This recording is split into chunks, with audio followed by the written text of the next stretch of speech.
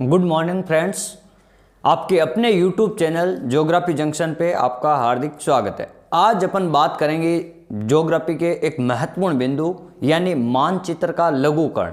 और मानचित्र का जो लघुकरण है, जैसे मैंने पिछले वीडियो में आपको बताया कि विवर्धन का मतलब बड़ा होता है। अब अपन उसी मानचित्र को अपन छोटा करके देखते हैं और जैसा आपका मूल मानचित्र वैसा ही आपको बनाना। जैसे देखो, मेरे पास में एक प्रश्न है कि एक जो मानचित्र है उसकी जो आरएफ का मान दिया हुआ है, आरएफ का मान वो दिया हुआ है 1:70 लाख। और ये अब इस 1:70 लाख पे जो मैप बना हुआ है मानचित्र का, ये मूल मानचित्र बना हुआ है। अब इसी को एक नई मापनी 1:875 तो इसमें बनाना है, यानी अपन कह सकते हैं 87 लाख। तो इस जो नई मापनी है, इस नई मापनी पे अपन बनाते हैं। तो आपके लिए जो मैंने पहले ही विवर्धन में आपको सूत्र बताया था वो सेम सूत्र है, जैसे नई मापनी अपॉन पुरानी मापनी इनटू वर्ग की एक भुजा। अब वर्ग की एक भुजा आपके प्रश्न में पहले ही दे रखी है कि वर्ग की एक भुजा 1 सेंटीमीटर होती है। कितनी होती है यहाँ पे लिखा हुआ प्रश्न में 1 सेंटीमीटर होती है। तो देखो, अपन ने यहाँ पर नई मापनी लिखी। नई मापनी कौन सी है? यहाँ पे देखो लिखा हुआ नई मापनी 1:875 और पुरानी मापनी अपॉन 1 पुरानी मापनी इनटू ये वर्ग की एक भुजा 1 दिया हुआ। अब इसी को अपन सोल्व करते हैं। तो एक जो अनुपात में दिया हुआ है 1/875, इसको अपन लिख सकते हैं 1/875 इनटू जो नीचे संख्या लिखी हुई थी उसको अपन उल्टा कर देते हैं। तो मैंने इस 1/700 को उल्टा किया, तो यहाँ पे 700 ऊपर आ जाएंगे, 7 लाख और नीचे 1। जब अपन इसके और इनटू में 1 वर्ग की एक भुजा।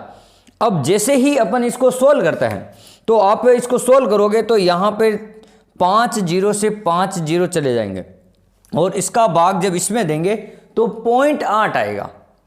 0.8 यानी अब जो आपका जो मूल मानचित्र जो बना है वो तो 1 सेंटीमीटर की भुजा पे बना। देखो, मूल मानचित्र ये आपको 1 सेंटीमीटर की भुजा पे बना हुआ। लेकिन जब अपन मानचित्र का लघुकरण करते हैं, लघुकरण का मतलब होता है छोटा। जब अपन मानचित्र का लघुकरण करते हैं तो इसकी जो भुजा का मान आया 0.8।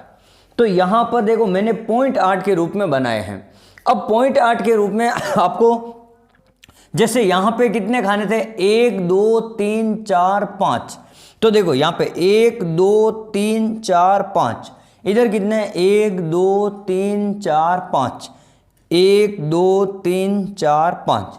यानी जितने मूल मानचित्र में खाने होते हैं या कॉलम होते हैं उतने के उतने कॉलम आपको अब लघुकरण में करने हैं।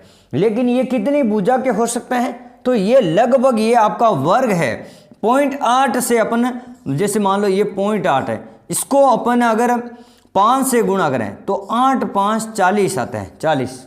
और 1 के बाद में 0 तो 1 के बाद में 0, यानी ये जो है मूल मानचित्र ये 4/4 का बनेगा, 4/4 सेंटीमीटर का, जब ये मान आएगा 0.8। अब जैसे मान लो ये अब मैंने 4/4 का बना दिया।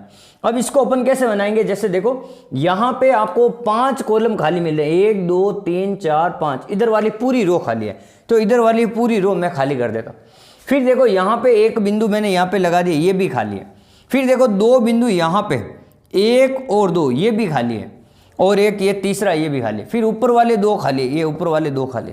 तो जैसा यहाँ पे बना हुआ वैसा का वैसा मानचित्र आपको यहाँ बना देना है। जैसे मैं बना के हल्का सा आपको एक मैप बना के बता देता हूँ। ये जिस प्रकार से इस प्रकार से बना हुआ मैप है, इसको आपको थोड़ा सा ध्यान रखते हुए बनाना है। ये इस प्रकार से हल्के हाथों से आपको काम करना है।